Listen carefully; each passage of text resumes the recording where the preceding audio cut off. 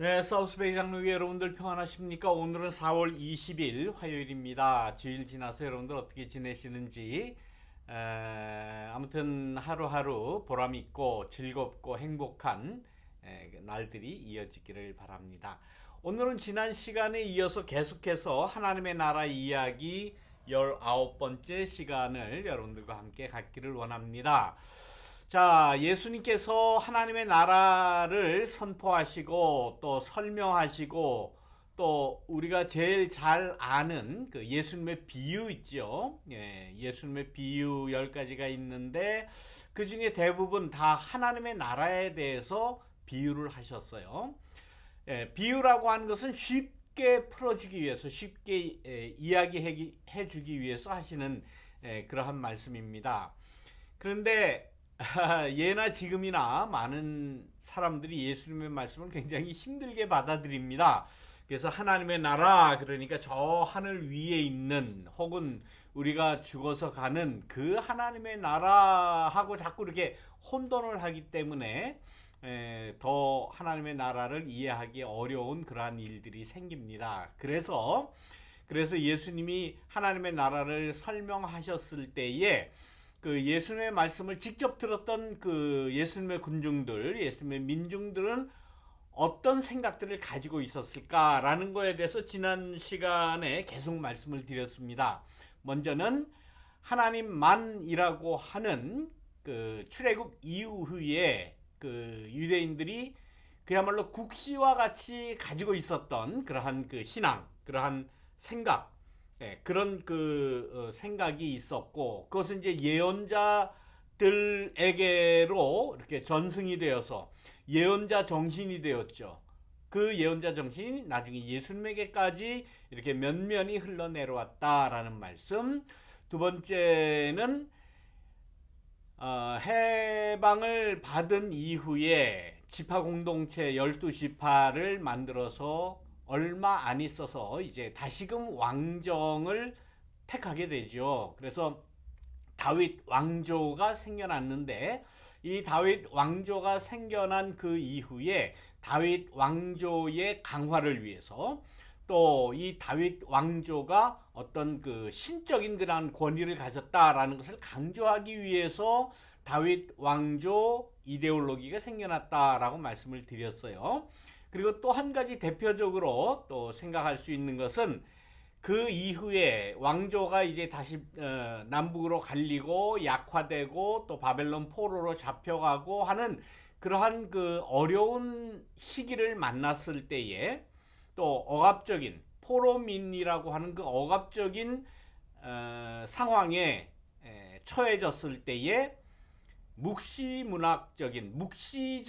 그러한 그 전통이 또 한 전통이 이렇게 흘러내려왔다고 말씀을 드렸어요. 그래서 이 여호와만이라고 하는 그 예언자 전통과 또 다윗 왕조 이데올로기와 또 묵시문학적인 그러한 영향과 이런 모든 것이 이렇게 다 종합이 되어서 예수님을 따르던 많은 민중들은 그것을 그 당시에 예수님이 하나님의 나라라고 말씀드렸을 때 아마 그 나라가 아닐까. 다시 말하면 하나님만이 주권을 가진 나라, 혹은 다윗 그 왕조, 다윗 왕의 그 찬란했던 그 시기가 다시 재현되는, 다시 살아나는 그런 때가 아닌가. 아니면 묵시문학적인 그런 그 어느 때인가는 앞으로 나중에는 하나님의 나라가 올 것이다라고 하는 이러한 그 여러 가지 그 사조들이 이렇게 복합적으로 예수님을 따르는 민중들에게 이제 고스란히 내려왔다라고 말씀을 드렸는데, 그런데 그 사람들이 가지고 있던 그 생각들을 예수님은 그대로 받아들였어요. 다시 말하면 하나님만이 다스리는 그러한 세상이 와야 되고, 또 다윗의 후손으로 이스라엘이라고 하는 그 민족주의가 다시 살아나는 그 날이 하나님의 나라의 모습이 아닌가라는 그러한 생각도, 혹은 묵시문학적인 그 날이 오면 하나님의 나라가 이루어질 것이다 라고 생각했던 그 가지고 있던 여러 가지 사상을 예수님은 그냥 그대로 마치 그냥 인정하듯이 그렇게 말씀을 하셨어요. 만약에 그 사람들이 가지고 있던 생각이 틀렸다면은 다른 말씀을 해주셨어야 돼요. 하나님의 나라, 너희들이 생각하는 그런 나라가 아니다. 뭐 이렇게 설명을 해주셨어야 맞는 말씀인데 그런 말씀 하시지 않고, 물론 예수님의 그 하나님의 나라에 대한 그 설명 가운데는 하나님만이 주권자가 되시고 주인이 되시고 하나님의 주권이 펼쳐지는 세상이라는 그러한 그 강조점이 가장 강하지만은 그대로 많은 사람들에게 다른 설명 없이 하나님의 나라를 이렇게 제시를 하셨다는 거예요. 그 여기 지금 본문에 나와 있는 바와 같이 예수가 저들이 역사적인 경험에서 가진 그 나라의 표상과 어떤 다른 현실을 말씀하려고 했다면 다른 혹은 더 많은 설명을 했어야 했다라는 거죠. 네. 너희들이 생각하는 그가 하나님 나라 아니야. 이런 거야 라고 설명하셨어야 되는데 그렇게 하시지 않고 그냥 하나님의 나라를 설명하셨다는 거예요. 그래서 비유로 말씀하실 때 하나님의 나라는 마치 이와 같다. 밭에 심겨진 뭐 작은 씨와 같다. 뭐 겨자 씨와 같다. 혹은 밀가루에 들어간 누룩과 같다. 뭐 이러한 아주 현실적인 그러한 생활, 현실적인 그러한 그 이야기를 들어서 비유로 말씀하셨다라는 그러한 거예요. 그래서 그 나라에 대해서 다른 설명을 하시지 않았다면 뭐 너희들이 생각하는 그런 현실적인 차원이 아니라 어떤 더 영적인 차원이고 더 위의 세상 아니면 또 나중에 죽어서 가야 될 그런 세상이다라고 하셨다면 설명을 하셨어야죠. 근데 그런 설명 전혀 하시지 않고 바로 민중들의 염원, 사람들이 바라는 바, 지금 억압에서 풀려나는 혹은 지금 이루어지는 이 세상에서 어떤 삶의 형태로 나타나는 그대로를 하나님의 나라로 설명을 하셨다라는 거예요. 그래서 민중의 여명을 자명하게 공통으로 인식하고 계셨다. 그러니까 우리가 생각하는, 우리가 원하는 그러한 이 현실에서 이루어지는 하나님의 나라라는 그러한 인식을 가지고 예수님도 말씀을 해주셨다라는 겁니다. 그들 민중의 염원과 민중의 바라는 바와 하나님 나라의 도래가 일치한다는 것을 전제로 한 것이라고 볼 수밖에 없다라는 사실이에요. 다시 말하면 하나님의 나라는 어떤 모습으로 오느냐? 우리가 살아가는 이 세상에, 이 현실에, 더 나아가서 이 역사에 반영이 된다라는 그러한 말씀이에요. 그래서 하나님의 나라 그러면 우리는 그 저 세상에 뭐 우리가 이렇게 관념적으로 생각하는 형이상학적인 이런 개념이 아니다라는 말씀이요. 그래서 하나님의 나라는 어디에서 온다? 역사의 지평에서 온다라는 말씀을 지난 시간까지 들었습니다. 다시 말하면 우리가 살아가는 이 현실에서, 이 역사에서 어떤 형태로 나타난다.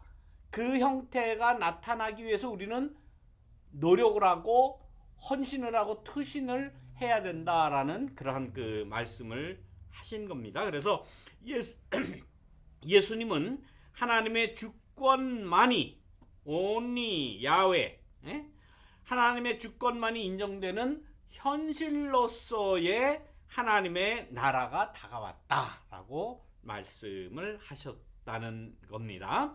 자, 우리가 제일 잘 아는 마가복음 이제 1장 15절에 있는 말씀, 이게 예수님께서 복음을 전하실 때에 초성으로 한 제일 처음에 하신 말씀이에요. 가라사대 때가 찼고 time is fulfillment, 때가 찼고 하나님의 나라가 가까웠으니 회개하고 복음을 믿어라 라고 말씀하심으로써 하나님의 나라가 예수님의 가르침, 예수님이 이 땅에 오신 목적, 예수님이 이루실 그 하나님의 나라의 그 형태, 이런 것을 제일 처음에 말씀을 하신 겁니다. 우리가 잘 아는 예수님께서 우리에게 가르쳐 주신 그 예수님의 그 주기도문 있죠. 예수님의 기도문. 여기에 말씀을 봐도 이런 말씀입니다. 누가복음 11장 2절 말씀. 예수께서 이르시되 너희는 기도할 때에 이렇게 하라라고 하면서 가르쳐 주셨어요. 아버지여, 이름이 거룩히 여김을 받으시오며 나라가 임하옵시며. 여기서 나라라는 건 무슨 나라겠어요? 하나님 나라죠. 하나님의 나라가 임하옵시며, 우리가 사는 이 세상에서 이 세상에 하나님의 나라가 다가오고 이루어지고 하나님의 나라의 그러한 그 행복과 또 모든 이권과 모든 혜택을 우리 모두가 받게 해주십시오라고 기도를 하신 거예요. 자, 마태복음 6장에도 이 주기도문이 나오죠. 그래서 주기도문 누가복음과 마태복음 이 두 곳의 복음서에 공이 나오는데 이렇게 말씀을 합니다. 그러므로 너희는 이렇게 기도하라. 이거 마찬가지죠. 하늘에 계신 우리 아버지여, 아버지 이름을 거룩히 여김을 받으시오며, 하나님의 이름을 먼저 부릅니다. 그 다음에 뭐라고 그랬어요? 나라가 임하옵시며, 나라가 임한다. 하나님의 나라가 임하기를 간절히 바라는 그러한 그 기도를 예수님의 그 가르치신 기도의 초두에 넣었다는 거죠. 근데 여기서는 조금 더 구체화돼요. 이 하나님의 나라라는 것이 하나님의 뜻이 이루어지는 것이다. 하나님의 뜻이, 하나님의 생각이, 하나님의 의지가 God's will이라고 그러죠. 하나님의 뜻이 하늘에서 이룬 것 같이 땅에서도, 이 땅에서도, 다시 말하면 우리가 사는 이 현실에, 우리가 사는 이 역사에서도 하나님의 뜻이 이루어지게 해 주십시오. 이게 바로 하나님의 나라예요. 그래서 여기에서 나라가 임하옵시며라고 이렇게 말씀을 했죠. 이게 그저 마태복음, 누가복음 본문의 이야기예요. 여기서 임한다, 나라가 임해 달라고 하는 이 임한다라는 그 그리스어 그러니까 헬라어죠. 성경이 쓰여진 그 헬라어는 이렇게 씁니다. 제가 한번 써볼게요. 헬라어 임한다.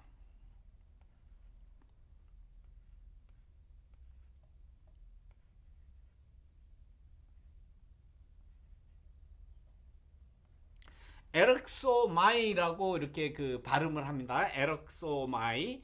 이 에럭소마이라고 하는 것이 임한다라는 그 단어를 지금 쓰고 있어요. 마태복음이나 누가복음이나 공이.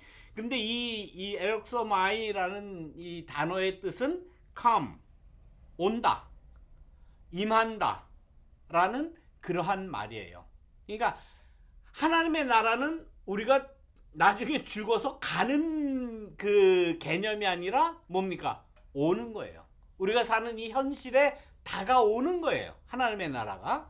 그러니까 여기서 우리가 분명하게 생각해야 되는 것은 우리가 죽은 다음에 내 영혼이 가는 그 세상, 그런 거 아니에요. 하나님의 나라는 오는 거예요. 우리의 현실에서 이루어지는 거예요. 하나님의 뜻이 하늘에서 이룬 것 같이 땅에서도 이루어지다. 오는 거예요. 이루어지는 거예요. 그러니까 믿는 자들이 해야 할 거는 그 하나님의 나라를 찾고 이루기 위해서 노력하고 헌신하고 우리가 이루어 나가야 되는 거예요. 우리의 의지가, 또 우리의 행실이 거기 추가돼야 돼요. 그래서 이루어지는 그러한 하나님의 나라를 예수님은 우리에게 허락하셨다라는 겁니다. 자, 뭐 같은 말이에요. 성경에는 성서에는 천당이라는 해당하는 단어가 없어요. 천당. 이게 아마 우리 한국의 기독교가 전파되면서 예수 믿으면 이제 천국 간다, 천당 간다, 하나님의 나라를 처음에는 천국 간다 이렇게 얘기하다가 그 이야기를 천당으로 이렇게 좀 바꾸어서 중남에 가는 그런 식으로 이제 전도를 많이 했단 말이에요.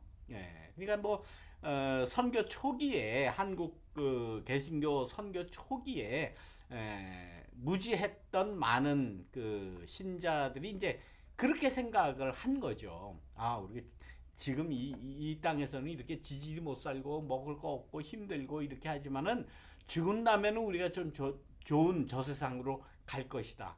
예? 극락에 갈 것이다. 저승에 가면 이게 저승으로 이게 비하되고 떨어지는 것이 아니라 더 좋은 곳으로 갈 것이다라는 그런 생각하고 이게 합쳐져 가지고 천당이라고 하는 그런 생각을 아마 했던 것 같아요. 성경에는 천당이라는 말 없어요. 천당 뭐 간다 뭐 이런 거 없어요. 하나님의 나라는 오는 거예요. 우리에게 다가오는 거예요. 에르크소마이라는 그러한 단어를 썼다고 하는 것을 여러분들 꼭 기억해 보시기 바랍니다. 그래서 성경에는 이 천당 간다라는 표현이 없다라는 사실을 기억하시기 바랍니다. 그 대신에 하나님의 나라에 들어간다라는 표현은 있어요. 온다 하고 들어간다 하고 조금 틀리죠. 하나님의 나라가 예수님은 너희 가운데 있다, 너희에게 이루어진다, 하나님의 나라가 우리에게 다가온다 이런 말씀을 하셨는데 그런 말씀뿐만 아니라 하나님의 나라에 들어간다라는 표현이 있어요. 그런데 그 표현은 하나님의 나라가 우리에게 오고 역사에서 이루어지고 역사의 지평에서 어떤 그 정치적인 그런 형태로 이루어진다라는 개념하고 조금 다른 그 표현인 들어간다라는 표현도 있지만은 이제 설명을 들어보십시오. 자, 마태복음 5장 20절 우리가 잘 아는 말씀이죠. 내가 너희에게 이르노니 너희 의가 서기관들과 바리새인보다 더 낫지 못하면 결단코 천국에 들어가지 못한다라는 말씀이 있습니다. 그래서 천국에 하나님의 나라에 들어가지 못한다라는 표현을 하시긴 했어요. 성경에 마태복음 5장 20절에 있는 말씀. 그 다음에 마태복음 7장 21절의 말씀에도 이제 들어간다라는 말씀이 들어있긴 합니다. 들어보세요. 나더러 주여 주여 하는 자마다 천국에 다 들어갈 것이 아니요. 못 들어간다는 게 들어간다라는 표현이 여기도 이렇게 나와 있어요. 다만 하늘에 계신 내 아버지의 뜻대로 행하는 자라야 들어가리라. 오는 게 아니라 우리가 들어간다라는 그러한 표현을 썼어요. 분명히 이런 들어간다라는 표현이 있습니다. 그리고 마태복음 21장 31절에도 나옵니다. 이게 우리가 잘 아는 말씀이죠. 세리들과 창기들이 너희보다 먼저 하나님 나라에 들어갈 것이다. 예? 라는 들어간다라는 표현이 있어요. 하나님의 나라는 들어가는 것이다. 그런데 그 내용을 보면 지금까지 세 곳의 말씀 봤네. 마태복음 5장 20절 결단코 천국에 들어가지 못한다. 주여 주여 하는 자마다 천국에 들어갈 것이 아니라 뜻대로 행하는 자라야 들어간다. 또 마태복음에 세리들과 창기들이 너희들보다 먼저 하나님의 나라에 들어간다라는 이 표현은 구약에서 전래된 시편 24편에 있는 말씀이나 이사야 26장 2절에서 보는 것과 같이 성전에 들어가기 위해서 계명을 지키라는 어법에 따른 관습적인 표현이다라는 거예요. 하나님 나라 그 자체를 설명하는 것이 아니라 시편 24편이나 또 이사야 26장에 나오는 그 말씀에는 구약에서도 이제 그런 표현이 있었던 거예요. 너희가 성전에 들어가려면은 어떻게 해야 들어가느냐라는 그러한 표현과 같이 너희가 하나님 나라에 들어가려면 이라는 것을 설명하기 위해서 이렇게 관습적으로 말씀을 한 것이지 하나님 나라의 현실, 하나님 나라의 이루어짐, 하나님 나라의 다가옴 이런 것을 설명한 말씀은 아니다라는 말씀이에요. 실제로 시편 24편을 한번 보죠. 누가 주님의 산에 오를 수 있으며 누가 그 거룩한 곳에 들어설 수 있느냐라고 물어보면서 이제 쭉 설명이 나요. 하나님의 말씀을 잘 지켜야 그 거룩한 곳에 들어갈 수 있다, 들어설 수 있다라는 그러한 이 성전 중심의, 네?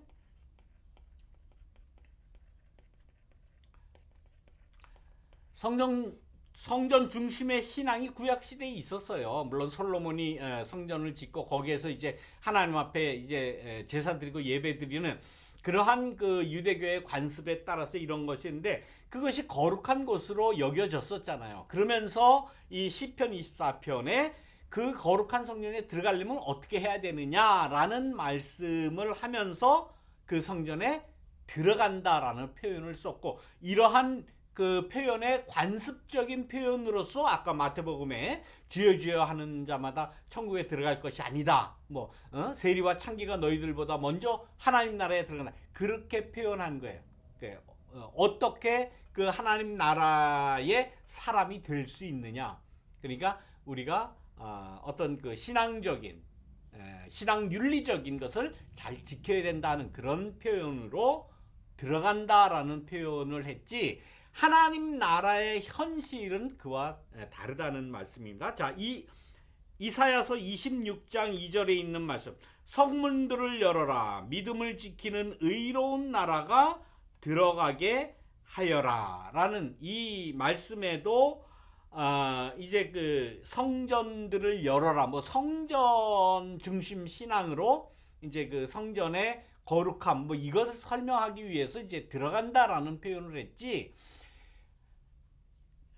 복음서에서 예수님께서 하나님의 나라를 이야기할 때는 철저하게 다가온다, 에르크소마이, 우리에게 임한다, 너희 가운데 있다, 굉장히 현실적인, 우리의 삶에서 역사의 지평에서 하나님의 나라가 이루어진다라고 하는 것입니다. 그래서 이 성서의 본뜻은 특히 복음서의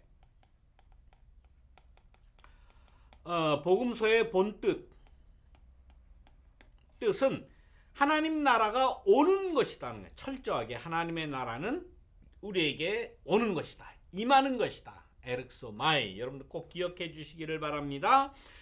우리가 그리로 들어가는 것이 아니다 라는 말씀을 분명히 하고 있습니다. 자, 오늘도 좀 이렇게 바쁘게 달려왔습니다만은 하나님의 나라는 우리에게 임하고 우리에게 다가오고 우리의 삶에서 우리의 역사의 지평에서 이루어지는 그런 하나님의 나라다라는 그 예수님이 가르치신 하나님의 나라를 꼭 기억해 주시길 바랍니다. 여러분들 감사합니다. 여러분들 다음 시간 만날 때까지 평안히 계시기를 바랍니다. 여러분들 안녕.